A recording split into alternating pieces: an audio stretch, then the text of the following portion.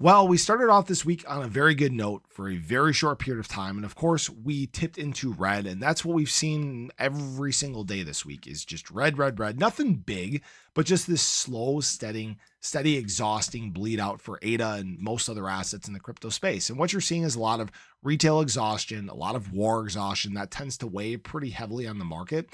I will say that despite that, ADA's still within structure. Things have not gotten that bad, at least as of right now. Hopefully that's the case. And I will say that there have actually been some good things that have happened over the last 24 hours. And we do need to talk about something taking place today that could cause some volatility. So if you guys are new or haven't already, show your support for the channel down below. It's been growing like crazy, and it's all because of you guys. Now, yes, ADA still is within structure. We are still building that right shoulder on our inverse head and shoulders here. We're actually coming down again, looking like we might retest our longer term trend here, which is fine.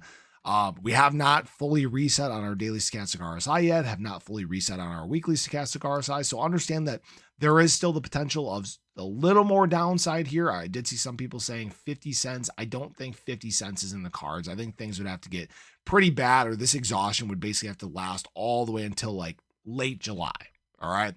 Because what we are seeing across the market is some buying, some defensive price, and that's a great sign. But, of course, what's weighing on the market very heavily right now is the overseas news. I mean, yesterday, for example, the leader of Iran was basically saying that overnight there was going to be something that took place that was going to be remembered for centuries.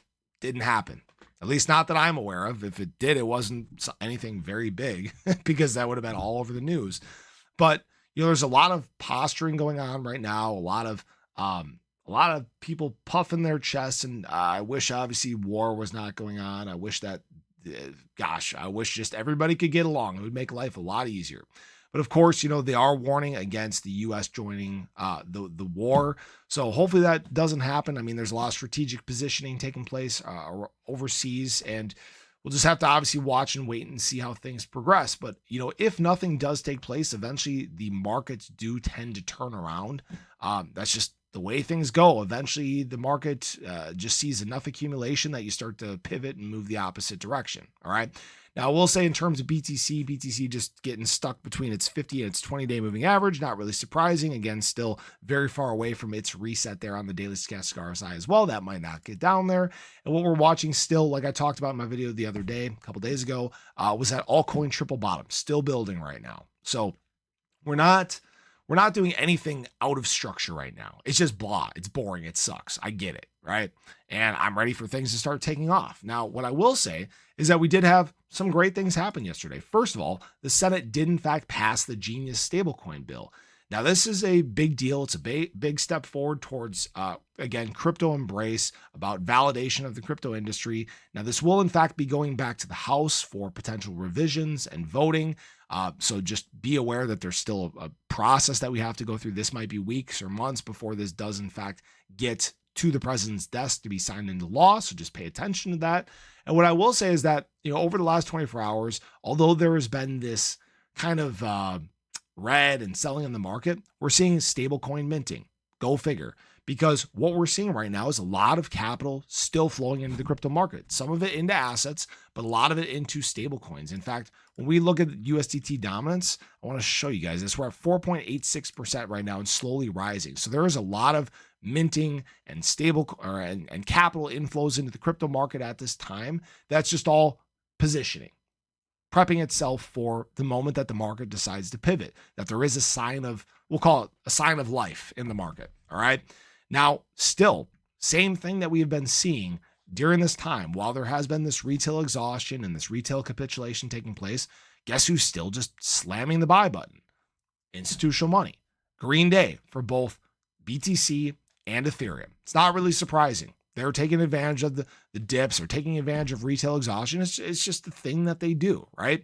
They take advantage when there is this fear in the market. Now, BlackRock yesterday actually bought over $600 million worth of BTC.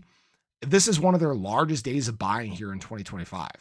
So just do with that information what you will. You have to remember that a lot of this stuff that we're seeing in the market right now, a lot of this negative stuff, it's temporary. You have to think, again, long term. You have to think about Once all this noise is done, whether that means there's a regime change overseas, whether that's just the market just frankly getting to a point where it doesn't give a crap anymore, eventually things will take off. And it's a question of who has positioned themselves well enough during that time for these rallies that we'll see in the market. I think there's still a lot of people playing games. There's a lot of people that will get caught on the sidelines. That's kind of how these take place. Of course, right now, it just kind of sucks, right? I think we can all agree that prices suck. Everything would be much better if it was moving and green and making some extensions to the upside. But, we're just kind of in the thick of it right now. So still need things to quiet down and get better. What I will say is that today we have something, excuse me, that will cause some volatility in the market. It is the FOMC meeting that is taking place and concluding today at, I believe, 1 p.m. Central Standard Time. And then Jerome Powell will, in fact, be speaking. Now, it's all, again, a question of sentiment. It's a very high likelihood that we're not getting an interest rate decrease here, but we have to listen and see what the Fed says. Are we going to see a pivot sometime soon? Do we have interest rate decreases sometime in the near term? Are we getting away from quantitative tightening? Will there be a pause? Those are the big questions that we'll maybe get some answers to today. So pay attention to that. But I appreciate you guys as always. I hope you enjoyed the video. Let me know your thoughts. But have a great day. Share your love. Catch you guys in the next one. Take care.